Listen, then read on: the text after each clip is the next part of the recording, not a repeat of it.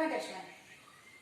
The circuit diagram used for studying the static characteristics of a common emitter transistor configuration is shown in the figure. Here the transistor is configured in the common emitter configuration.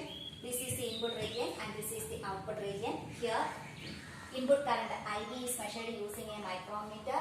This is the base emitter region. Voltage across this base emitter region is VBE.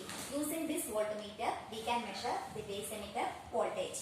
This is the RH1 rheostat arrangement. Using this rheostat, we can adjust the current IB and the base emitter voltage VBE across the input region of this transistor configuration. This is the output region. In the output region, the collector current IC is measured using a milliammeter. This is the collector emitter region and the voltage across this collector emitter region is VCE. Using this voltmeter, we can measure the collector emitter voltage VCE. This is the rheostat arrangement RH2. Using this rheostat, we can adjust the collector current IC and the collector emitter voltage VCE. Here, VBB and VCC provides the necessary bias condition for the transistor characteristic curve. ഇവിടെ നമുക്ക് എന്തൊക്കെയാണ് common emitter കോൺഫിഗറേഷനിലെ ട്രാൻസിസ്റ്ററിനെ കൊണ്ടുവന്ന് നമ്മൾ connect ചെയ്തിരിക്കുന്നു. Base current IB micrometre ഉപയോഗിച്ചിട്ടും base emitter voltage VBE ഈ voltmeter ഉപയോഗിച്ചിട്ട് നമ്മൾ മെഷർ ചെയ്യുന്നു. RH1 എന്ന് പറയുന്ന റിയോസ്റ്റാറ്റ് ഉപയോഗിച്ചിട്ട് നമുക്ക് എമിറ്റർ ബേസ് കറന്റ് ആയിട്ടുള്ള IBയും ബേസ് എമിറ്റർ വോൾട്ടേജ് VBEയും അഡ്ജസ്റ്റ് ചെയ്യാൻ സാധിക്കുന്നു. ഔട്ട്പുട്ട് റീജിയനിലേക്ക് വന്നു കഴിഞ്ഞാൽ കളക്ടർ കറന്റ് ICയെ മില്ലിയാമീറ്റർ ഉപയോഗിച്ചിട്ട് നമുക്ക് മെഷർ ചെയ്യാം. ഈ സെക്ഷൻ എന്ന് പറയുന്നത് കളക്ടർ എമിറ്റർ റീജിയൻ ആണ്. ഇതിന് അക്രോസ് ആയിട്ടുള്ള വോൾട്ടേജ് VCE ആണ്. ഈ വോൾട്ട്മീറ്റർ ഉപയോഗിച്ചിട്ട് നമുക്ക് കളക്ടർമീറ്റർ വോൾട്ടേജ് VCE മെഷർ ചെയ്യാം. RH2 എന്ന് പറയുന്ന റിയോസ്റ്റാറ്റ് അറേഞ്ച്മെന്റ് ഉപയോഗിച്ച് നമുക്ക് ഈ കളക്ടർ കറന്റ് ICയും കളക്ടർ എമിറ്റർ വോൾട്ടേജ് VCEയും നമുക്ക് അഡ്ജസ്റ്റ് ചെയ്യാൻ പറ്റും. ഈ സർക്യൂട്ടിന് ആവശ്യമായിട്ടുള്ള ബയാസ് കണ്ടീഷൻ കൊടുക്കുന്നതിന് വേണ്ടിയിട്ട് VBBയും VCCയും കൊണ്ടുവന്ന് നമ്മൾ കണക്ട് ചെയ്തിട്ടുണ്ട്. ഓക്കെ, ഇപ്പൊ ഇതിനകത്ത് നമുക്ക് കോമൺ എമിറ്റർ സ്റ്റാറ്റിക് ക്യാരക്ടറിസ്റ്റിക്സിൽ പ്രധാനമായിട്ട് എത്ര ക്യാരക്ടറിസ്റ്റിക്സ് ആണുള്ളത്? 3 ക്യാരക്ടറിസ്റ്റിക്സ് ആണുള്ളത്. Input characteristics, output characteristics and transfer characteristics. ഒന്നാമത്തേത് നമുക്ക് input characteristics. Input characteristics are the curves drawn by taking input current IB and input voltage VBE. Input current IB is taken along the y-axis and the input voltage VBE is taken along the x-axis. We can draw the input characteristic curve. For drawing the input characteristic curve, we set the collector emitter voltage VCE as a constant. VCE ഒരു particular വാല്യൂവിനെ നമ്മൾ set ചെയ്ത് വെച്ചും കൊണ്ട് ഇൻപുട്ടിലെ current ആയിട്ടുള്ള IBയും ഇൻപുട്ടിലെ voltage ആയിട്ടുള്ള VBയും തമ്മിൽ നമ്മൾ വരയ്ക്കുന്ന ഗ്രാഫാണ് എന്ത്? ഇതിന്റെ ഇൻപുട്ട് ക്യാരക്ടറിസ്റ്റിക് കർവ്. അപ്പൊ ഇവിടെ നോക്കിക്കേ, using this rheostat RH2 we can fix the value of VCE as a constant. ഈ RH2 എന്ന് പറയുന്ന റിയോസ്റ്റാറ്റ് ഉപയോഗിച്ചിട്ട് VCE നമ്മൾ എന്താക്കി വെക്കുന്നു? കോൺസ്റ്റന്റ് ആക്കി വെക്കും. Suppose VCE is set as 5 volt. VCE 5 volt ആക്കി സെറ്റ് ചെയ്യുന്നു. Then by changing the rheostat RH1, the corresponding changes in the base emitter voltage VBE and corresponding current IB is noted, and then by drawing IB along the y-axis and VBE along the x-axis, we get the input characteristic curve. ഇപ്പോൾ RH2 എന്ന് പറയുന്ന rheostat ഉപയോഗിച്ചിട്ട് VCE നമ്മൾ എത്ര വോൾട്ടായിട്ട് set ചെയ്ത് വെച്ചു? 5 വോൾട്ടായിട്ട് set ചെയ്ത് വെച്ചു. എന്നിട്ട് IBയും VBയും കൂടെ എടുത്തിട്ട് നമ്മൾ ഗ്രാഫ് പ്ലോട്ട് ചെയ്തു. അപ്പൊ ഗ്രാഫ് പ്ലോട്ട് ചെയ്യുമ്പോൾ നമുക്ക് ഇൻപുട്ട് ക്യാരക്ടറിസ്റ്റിക് കർവ് ഈ രീതിയിൽ കിട്ടും. ഓക്കെ, വീണ്ടും ഇതേ രീതിയിൽ നമുക്ക് ഒരു ഇൻപുട്ട് ക്യാരക്ടറിസ്റ്റിക് കർവ് കൂടെ വരയ്ക്കുന്നതിന് വേണ്ടിയിട്ട് നമ്മൾ എന്ത് ചെയ്യുന്നു? എഗെയിൻ ഈ VCEയുടെ വാല്യൂ എന്ന് പറയുന്നത് നമ്മൾ ഒരു ഫർദർ വോൾട്ട് ആയിട്ട് സെറ്റ് ചെയ്തു. Again using the rheostat RH2 VCE set as say VCE is equal to 10 volt. 10 volt ആയിട്ട് സെറ്റ് ചെയ്ത് വെക്കും. Then by changing the rheostat RH1, corresponding changes in the base emitter voltage VBE and the IB are measured, and then it is drawn by taking IB along the y-axis and VBE along the x-axis. We get the input characteristic curve. Okay, ഇവിടെ നമുക്ക് VCE 5 volt ആക്കിയപ്പോൾ നമുക്ക് കിട്ടിയ characteristic curve എന്ന് പറയുന്നത് ഈ characteristic curve.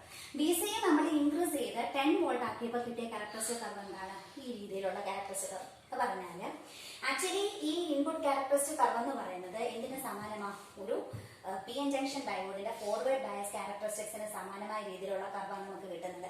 ഇവിടെ നമുക്ക് ആദ്യം വി ബി ഇൻക്രീസ് ചെയ്യുന്നതിനനുസരിച്ച് ഐ ബിക്ക് എന്താ വാല്യൂ വരാത്തത്? ഇന്റേണൽ പൊട്ടൻഷ്യൽ ബാരിയറിനെ ഓവർകം ചെയ്യത്തക്ക രീതിയിൽ കറണ്ട് വന്നെങ്കിൽ മാത്രമേ, എക്സ്റ്റേണൽ ആയിട്ടുള്ള വോൾട്ടേജ് വന്നെങ്കിൽ മാത്രമേ നമുക്ക് എന്ത് ഫ്ലോ ഉണ്ടാകത്തുള്ളൂ, കറണ്ട് ഫ്ലോ ഉണ്ടാകത്തുള്ളൂ. അപ്പൊ ഇവിടെ നമ്മൾ വി ബി ഇൻക്രീസ് വരുമ്പോൾ ഇന്റേണൽ പൊട്ടൻഷ്യൽ ബാരിയറിനെ ഓവർകം ചെയ്തിട്ട് എന്ത് ഫ്ലോ ഉണ്ടാകുന്നു? കറണ്ട് ഫ്ലോ ഐ ബി ഉണ്ടാകും.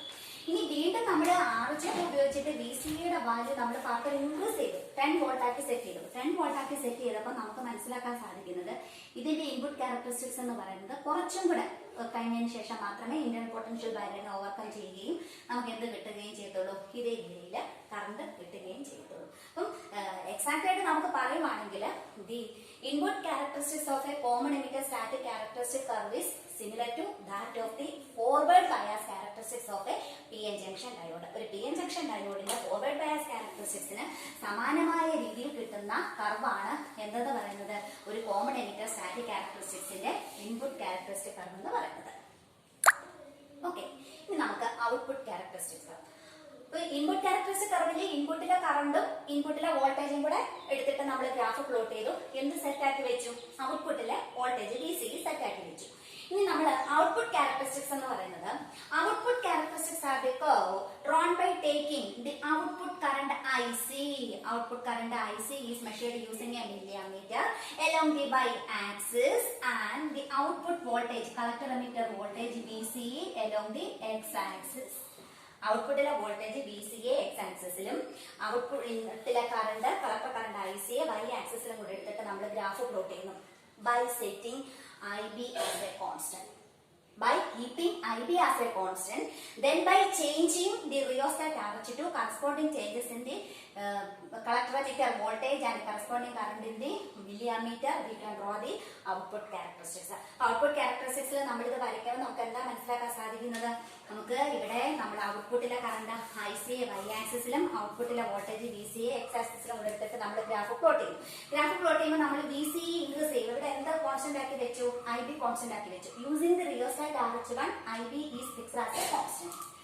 Then by changing the rheostat RH2, corresponding changes in the collector emitter voltage and corresponding current in the IC are noted. Then it is drawn by taking IC along the y-axis and VC along the x-axis, we get the output characteristics. ഇവിടെ നമ്മൾ VCE increase ചെയ്യുക. VCE 0യിൽ നിന്ന് step by step ആയിട്ട് increase ചെയ്യുമ്പോൾ collector current ഷാർപ്പായിട്ട് increase ചെയ്ത് കുറെ സമയം കഴിഞ്ഞ് കോൺസ്റ്റന്റ് ആയിട്ട് വന്നിട്ട് വീണ്ടും ഒരു ഇൻക്രീസ് ഉണ്ടാവുന്നു. ഓക്കെ, അപ്പൊ ഇത് നമ്മളിപ്പോ IB എന്ന് പറയുന്നത് ഇപ്പൊ ഒരു സപ്പോസ് ഒരു IB നമ്മൾ സെറ്റ് ചെയ്ത് വെച്ചേക്കുന്നത് 10 മൈക്രോ ആംപിയർ ആയിട്ട് സെറ്റ് ചെയ്തെന്ന് വെച്ചു. 10 മൈക്രോ ആംപിയർ. വീണ്ടും നമ്മൾ ഈ പ്രോസസ്സ് അടുത്ത ക്യാരക്ടറിസ്റ്റിക് കർവ് വരയ്ക്കുന്നതിന് വേണ്ടിയിട്ട് ഈ പ്രോസസ്സ് റിപ്പീറ്റ് ചെയ്യുന്നു. റിപ്പീറ്റ് ചെയ്യുമ്പോൾ എന്താ ചെയ്യുന്നത്? ഈ RH1 എന്ന് പറയുന്ന റിവേഴ്സായിട്ട് ഉപയോഗിച്ചിട്ട് IB വീണ്ടും എന്ത് ചെയ്യുന്നു? ഒരു അനദർ വാല്യൂവിൽ നമ്മൾ ഫിക്സ് ചെയ്ത് വെക്കുന്നു. Then by changing RH2, corresponding changes in the VC and IC are noted. നോക്കിക്കേ, അപ്പൊ ഇവിടെ നമ്മൾ വീണ്ടും അടുത്ത ഒരു പർട്ടിക്കുലർ വാല്യൂ IB എന്ന് പറയുന്നത് നമ്മളിപ്പോ 20 മൈക്രോ ആംപിയർ ആയിട്ട് സെറ്റ് ചെയ്യും.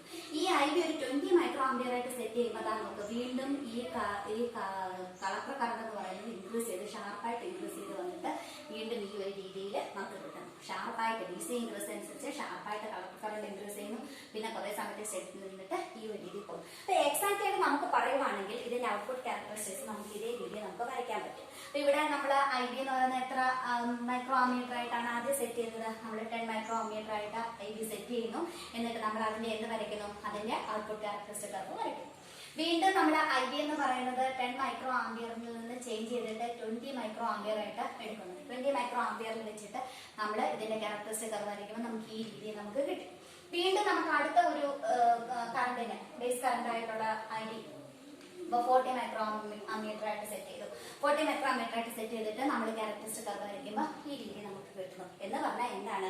ഈ VCE നമ്മൾ ഇൻക്രീസ് ചെയ്യുന്നതിനനുസരിച്ച് വളരെ പെട്ടെന്ന് തന്നെ ICക്ക് ഇൻക്രീസ് ഉണ്ടാവുകയും പിന്നെ കുറേ സമയത്ത് നിൽക്കുകയും ചെയ്തിട്ട് വീണ്ടും ഈ ഒരു റീജിയനിലേക്ക് ഒരു ഷാർപ്പ് ഒരു ഇൻക്രീസ് ആയിട്ട് ഉണ്ടാവുന്നതായിട്ടാണ് നമുക്ക് മനസ്സിലാക്കാൻ പറ്റുന്നത്. ഇതിനകത്ത് നമുക്ക് വ്യക്തമാവുന്നത് VCE നമ്മൾ ഇൻക്രീസ് അനുസരിച്ച് IC ഇൻക്രീസ് ചെയ്ത് കുറെ സമയത്ത് കോൺസ്റ്റന്റ് ആയിട്ട് വീണ്ടും ഫർദർ ആയിട്ട് VCEക്ക് നമ്മൾ ഫർദർ ഇൻക്രീസ് കൊടുക്കുകയാണെങ്കിൽ ഒരു ഷാർപ്പ് ബ്രേക്ക് ഡൗൺ സംഭവിക്കും. എന്ന് പറഞ്ഞാൽ ഇതിന്റെ ഈ കളക്ടർ ബേസ് ജംഗ്ഷൻ അക്രോസ് ആയിട്ട് ഒരു അവലാഞ്ചി ബ്രേക്ക് ഡൗൺ സംഭവിക്കും. അപ്പൊ ഈ കളക്ടർ ബേസ് ജംഗ്ഷൻ അക്രോസ് ആയിട്ട് അവലാഞ്ചി ബ്രേക്ക് ഡൗൺ സംഭവിക്കുകയും ഇവിടെ ഇതിനു ശേഷം BC ഫർദറായിട്ട് വളരെ ഹൈ റേഞ്ചിൽ നമുക്ക് ഇൻക്രീസ് എത്തിക്കഴിഞ്ഞാൽ ഷാർപ്പ് ഇൻക്രീസിന്റെ ഭാഗമായിട്ട് ഇവിടെ ഒരു ബ്രേക്ക് ഡൗൺ ആണ് സംഭവിക്കുന്നത്. അപ്പൊ ഈ റീജിയനെ നമുക്ക് വേണമെന്നുണ്ടെങ്കിൽ എന്താണെന്ന് പറയാം, ഇതിനെ നമുക്കൊരു ബ്രേക്ക് ഡൗൺ റീജിയൻ ആയിട്ട് നോട്ട് ചെയ്യാം. ബ്രേക്ക്